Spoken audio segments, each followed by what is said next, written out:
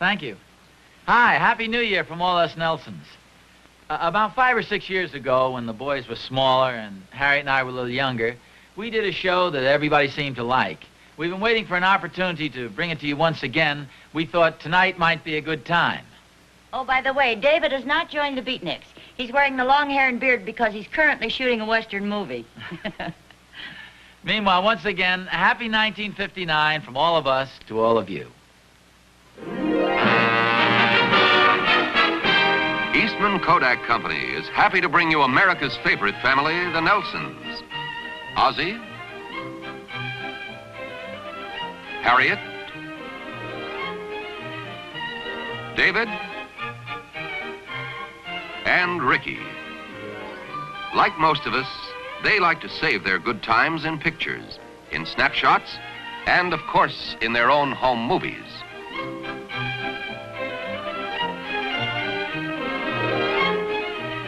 And now, here's Ozzie with a New Year's resolution that's not only rewarding, but mighty easy to keep.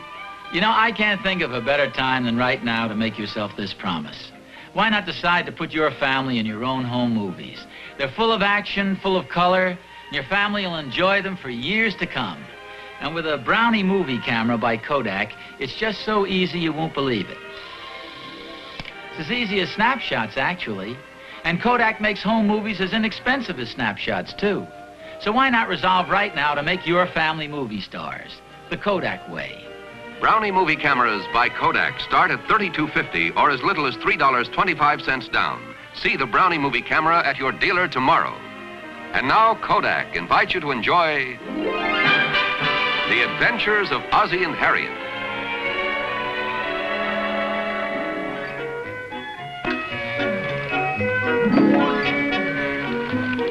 Aren't you fellows going outside? Oh, I can't go out. My English teacher gave me a lot of extra homework to do. How come? Just because I didn't hand in my notebook yesterday.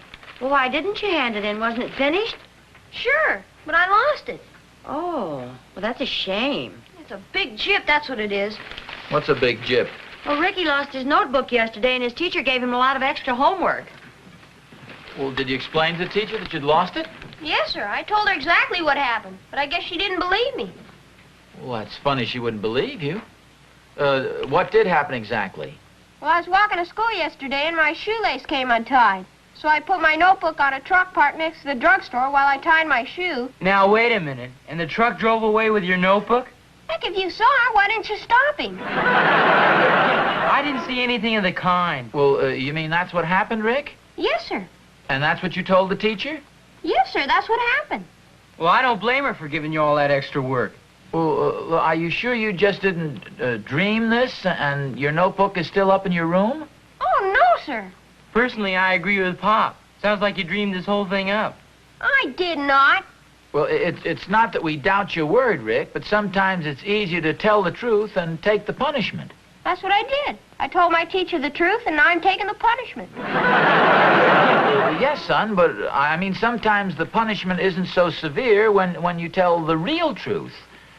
That is, I don't mean to imply that you're not telling the... Harriet, do you have any suggestions? Well, I suggest you get started on some of that work before the whole day is gone. Well, come on, little man. I'll give you a hand. Hey, you mean you'll help me do my homework? No, but I'll sharpen a pencil for you.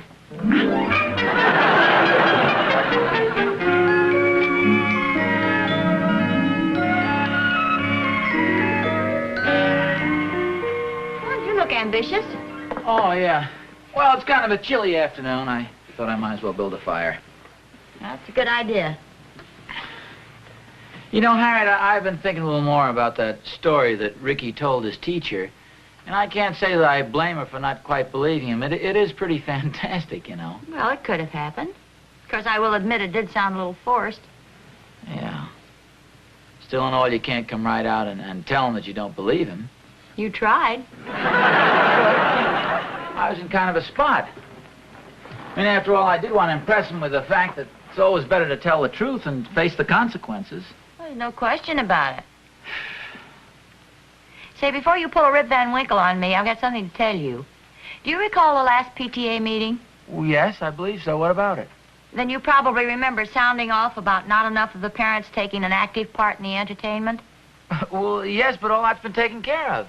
Don't you remember Thorny and I agreed to be co-chairman of the entertainment committee? We're going to put on some pretty riotous stuff. Well, of course, we're not going to hog the spotlight. I mean, we'll give the other talent a chance, too. I think you might have to give one of them a chance this afternoon. Oh? Do you know Mrs. Howard? Well, yes, I believe so. Why? Well, she phoned a little while ago. She wants to come over and discuss the readings she'd like to give at the next meeting. Readings? Mm-hmm. She specializes in reading poetry. She has a rather large repertoire, I'm told, several hundred poems. Well, for goodness sakes, Harriet, couldn't you talk her out of it? No, not very successfully. She said she'd be over in about an hour. Oh, holy smokes. Who ever heard of reading poetry at a PTA meeting anyway? Isn't it bad enough we have to listen to the Secretary and Treasurer's report? Nevertheless, she's coming over to see you. You'll be here, won't you? Oh, yes, I'll be here. I think I'll go over and get Thorny, though. As long as he's co-chairman, I think he ought to suffer through this stuff with me. Oh,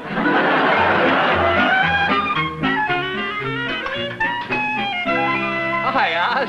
Come on over here. I want to show you something. You won't believe your eyes. But wait a minute, I've got something to tell you, and you won't believe your ears. You recall, don't you, that you and I were elected the co-chairman of the entertainment committee over at the PTA? Are you kidding? Who do you think stuffed the ballot box? Listen for a minute. Do you recall having met a Mrs. Howard over there? She recites poetry. She's a woman with a tremendous repertoire.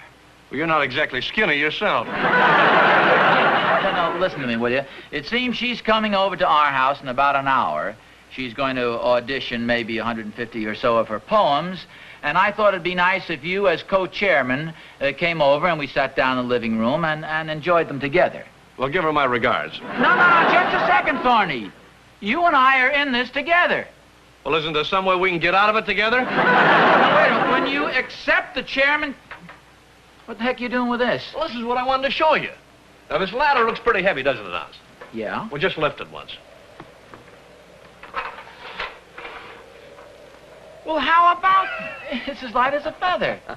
It's made out of some new kind of metal. It reaches right up to the roof, and you can move it around like a toy. How about that? Have you tried it out yet? Well, not yet, but I think my boy Will lost a ball on your roof.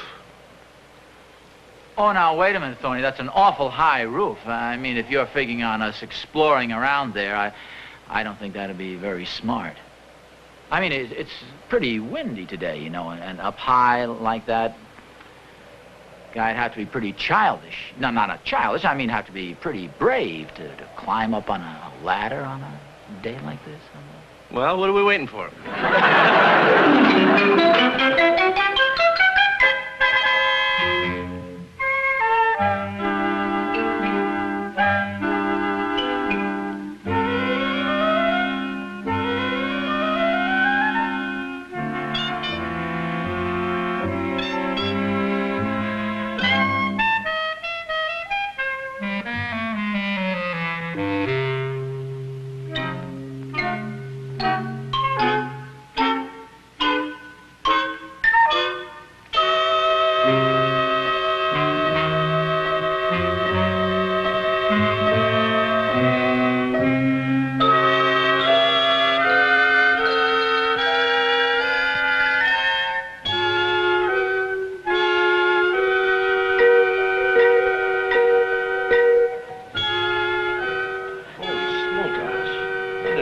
Your roof was so high. Can you make it? Yeah. It's kind of scary up here. It's a lot higher from up here than it did from down there. I think I'll climb over here by the chimney and look around. Careful. It's pretty slippery.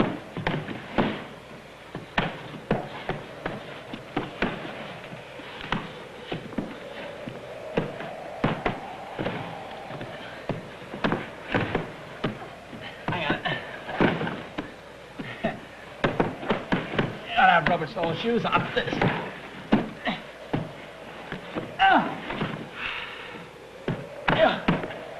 Boy, that fire is really burning down there. Yeah. Hey, it's a beautiful view from up here. Sure is. I think I'll do a little exploring. Hey, wait for me.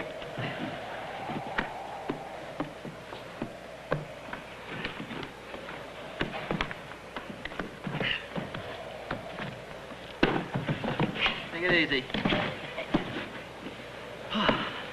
Oh, boy. Yeah, it's a beautiful view from here. Yeah. You see the bank building over there? Sure a good thing I brought along my binoculars.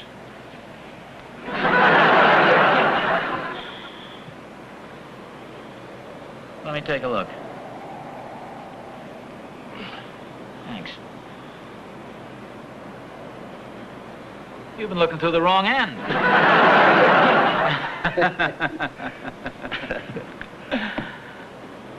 Oh, you know, I think there's a storm coming up. Look at the clouds over there. Yeah. This jacket isn't very warm either. Where do you think the ball is? The ball? What ball? Well, why do you think we came up here? Oh, you mean Will's ball. Well, I didn't expect to find it up here, Oz. Come to think of it, he threw it up here sometime last winter. I think it was a snowball. Well, I had to try the ladder out some way. Hey, we better get down from here before we freeze to death. Yeah. Take it easy.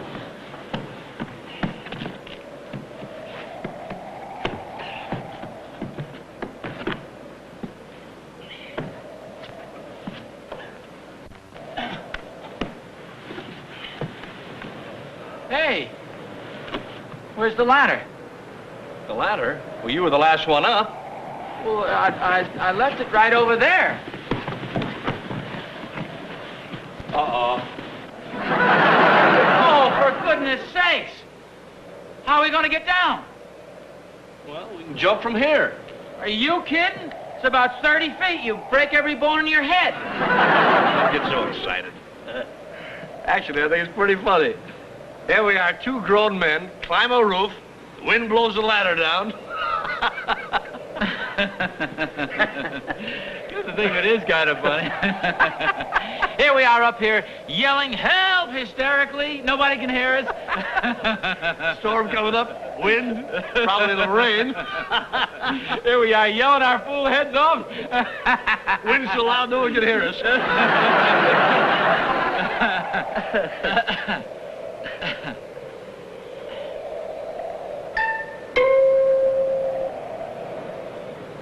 Well, what are we waiting for? Let her go, Oz.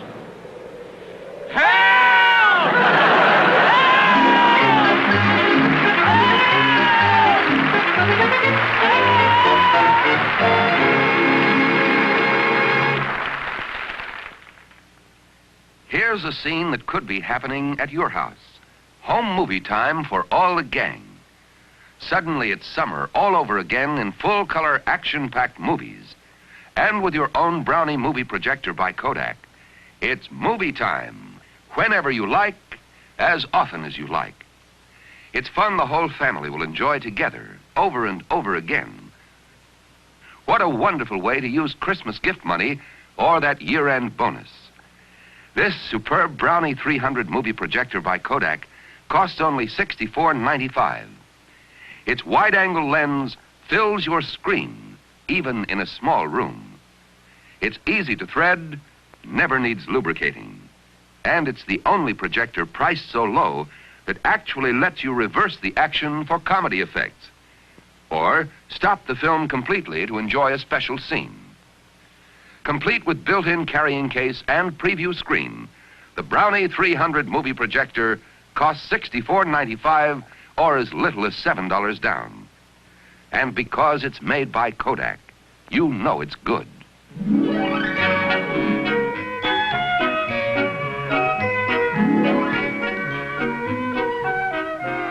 Well, nobody answers at the Thornberrys.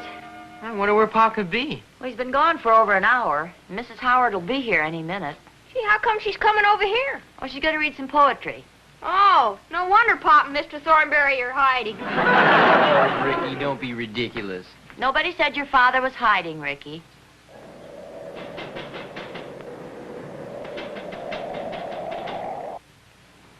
What was that? What was what? Thought I heard a noise on the roof. Probably just the wind. Hey, it looks like there's a storm coming up outside. Well, if your father doesn't get home pretty soon, there'll be a storm coming up on the inside, too. I wonder if he and Thorny are hiding.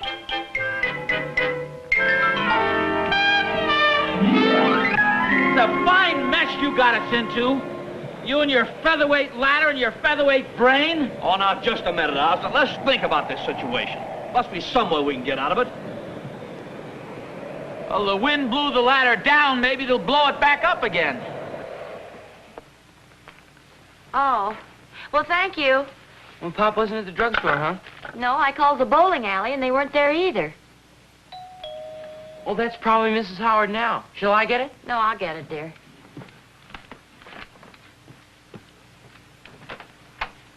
Hello, Mrs. Nelson. Hello, Mrs. Howard. Won't you come in? Thank you. My, but it's nice and cozy in here. Rather nippy today. Well, come on over by the fire. Oh, these are our two boys. This is David, and this is Ricky. This is Miss Howard, boys. How do you Hello, do? Mrs. Howard. Hello, boys. Where's Mr. Nelson? I wish I knew.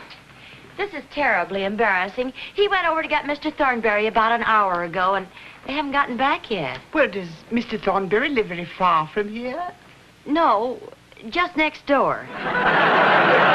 That's what's so strange about it. I'm terribly sorry. Well, please don't feel concerned on my account. I can always come back another day. Oh, no, I wouldn't think of it. I'm sure he'll be home in a few more minutes. I am rather anxious to talk with him about having one PTA meeting dedicated to poetry. I really feel that the inspired voices of the past have a great meaning to those of us who live in the present. Oh, I think it's a wonderful idea. I've heard quite a bit about your readings. Well, thank you very much. It is more or less a hobby of mine. Would you like to hear a poem or two while we are waiting for Mr. Nelson? Oh, well, yes, that would be very nice, if we wouldn't be imposing upon you. Oh, of course not. I love an audience, even though it's a captive one. Now, suppose you sit over there in the box seat, and I stand here.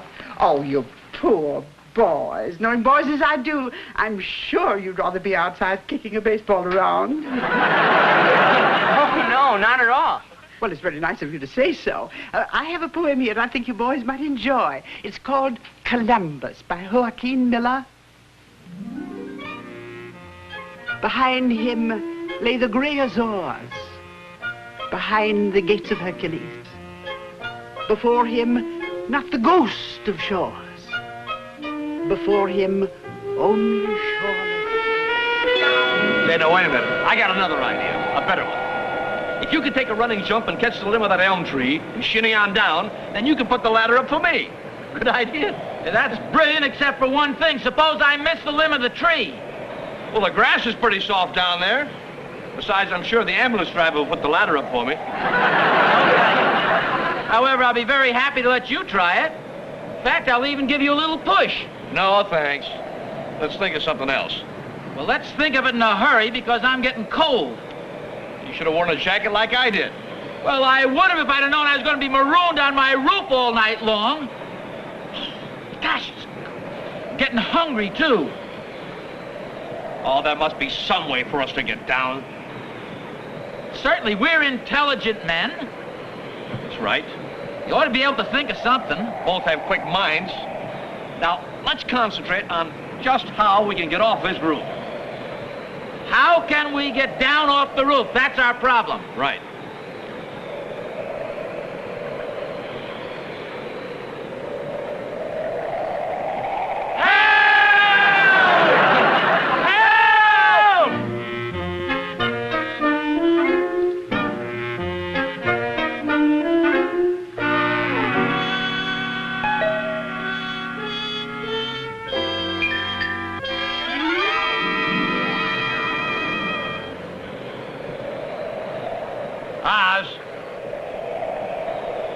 Speak to me. Well, why should I? Ah, don't be a sorehead. Sorehead, you got me into this mess. I'm cold and I'm hungry, and if pneumonia doesn't kill me, Harriet will. Well, at least we didn't have to listen to Mrs. Howard read poetry. Believe me, I'd much rather be in the house than up here. Hey, wait a minute. I got a wonderful idea. Here, take off your jacket and give it to me. You just think of another idea. I'm going to keep my jacket. Now, give it to me, will you, please? This is a wonderful idea. I read about it in a story once. Now, come on, you want to stay up here all night? No? Well, then give me your jacket. Here, I'll tell you what I'm going to do. I'm going to put it right over the top of the chimney. Wait a minute, Oz. No matter how you cook it, you're not going to eat my jacket. Talking about eating the jacket. I put it over the chimney. The smoke goes right back into the living room. Harriet sees all the smoke, comes outside to find out what's the matter, puts the ladder up, and we're saved. Well, it's worth trying, Oz.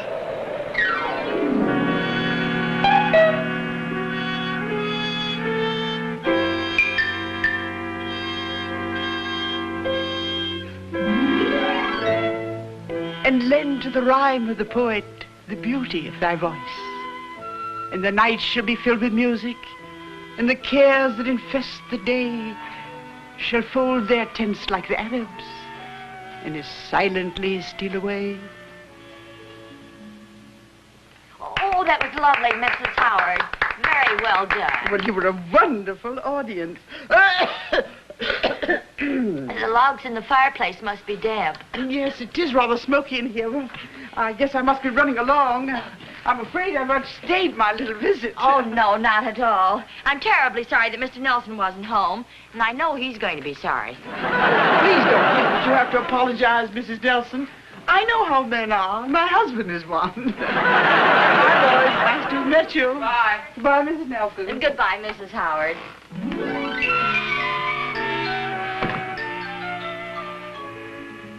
Boy, this fireplace is really smoking.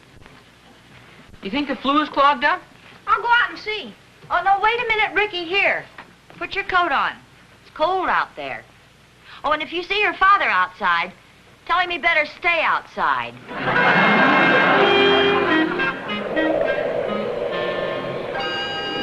I haven't seen anyone come out of the house yet.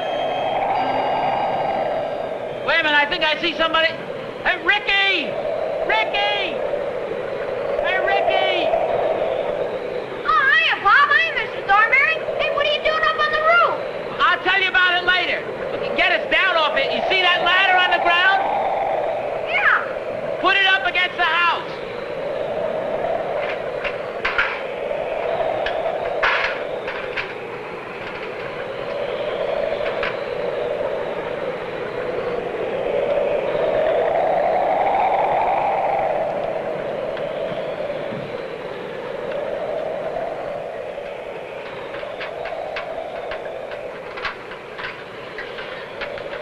Take it easy, Thorny. Well, Mom's been looking all over for you, Pop. Well, all she had to do was to look up on the roof, and there I was. I'll see you later, Oz. Hey, wait a minute, Thorny. Don't go home. I want you to come in the house with me and help explain this to Harriet. Well, there's nothing to explain. Just tell her the truth. Do you think she'll believe me? No. That's why I'll see you later. Hey, come back here, you coward! Doggone it! What kind of a mood is your mother in? If I were you, I'd climb back up on the roof. I was afraid of. Did Mrs. Howard show up? Yes, sir. She read us some poems. They were pretty good, too.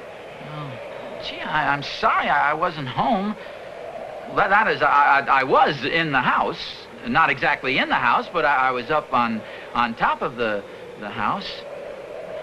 Well, I might as well go in and face the music. Where is your mother? She's in the living room.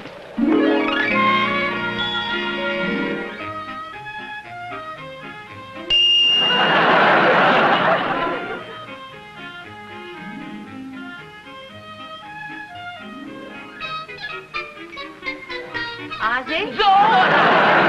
I'm safe, dear. You can stop worrying. Where do you think we were? Thorny and I were up on the roof. You've been gone for 3 hours. Yes, I know. You see, Thorny got this brand-new featherweight ladder, and his son Will lost a baseball up on our roof. So we thought it might be a good idea if we went up on the roof to look.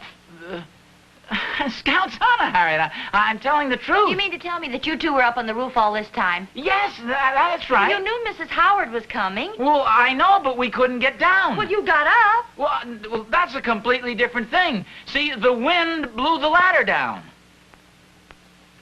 Ozzie, where have you been? I told you, Harriet, we've been up on the roof. Are you sure you weren't hiding out in the garage? No, honestly, we were hiding up in... We weren't hiding any place.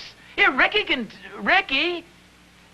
came up to get... Not exactly came up, but he held the ladder, and we could see... I thought of an old trick that I'd read about in a book someplace, where I took Thorny's jacket, and I put it over the top of the chimney, and it blew didn't the smoke all come out, and he...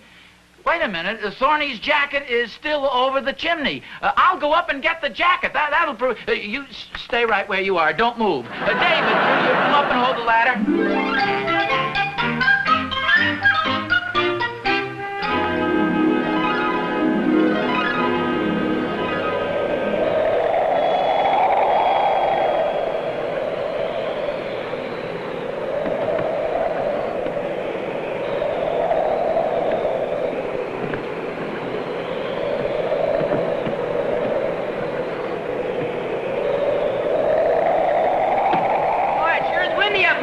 David, what are you doing up here?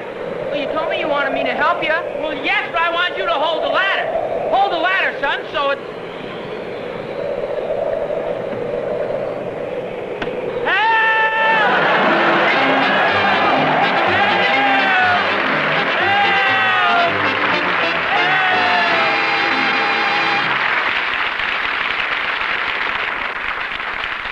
Next week, the adventures of Ozzie and Harriet will be brought to you by the Quaker Oats Company, makers of fine foods for the whole family.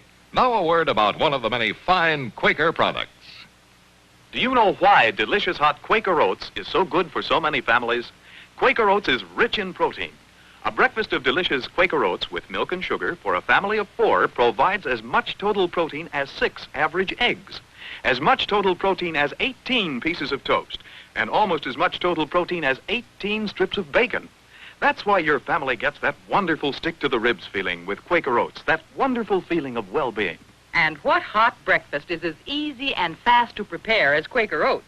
Just pour it into boiling salted water, and you have creamy, smooth, delicious oatmeal with only 1 minute of actual cooking. And here's a tip.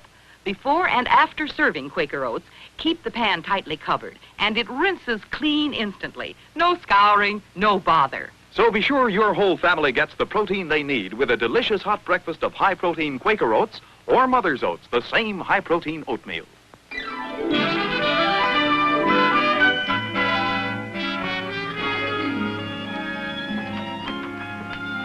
Mr. Nelson? Yes? I'm a driver for the Wade Trucking Company. Do you have a son named Ricky? Oh, yes, we do. Well, I found this notebook on the running board of my truck. It has his name and address on it. Oh, I'll be darned. I would have brought it over sooner. I'm sorry, but hope he didn't get in any trouble at school. No, not at all. You know, it's a strange thing. Ricky told us exactly what happened, but, well, I'm kind of ashamed to admit this. We sort of didn't believe him. Well, I certainly hope you didn't let him know that. Oh, no, we didn't. Could have a very bad psychological effect on him. Could even leave him with a neurosis or an emotional disturbance that could stay with him the rest of his life. Oh, yes, I understand that. Children need to feel that they have their parents' trust and confidence. That's what gives a boy a sense of security. Yeah, you're absolutely right. Well, gee, thanks a lot. This is awfully nice of you to bring it over, Mr. Freud. Buster Freud.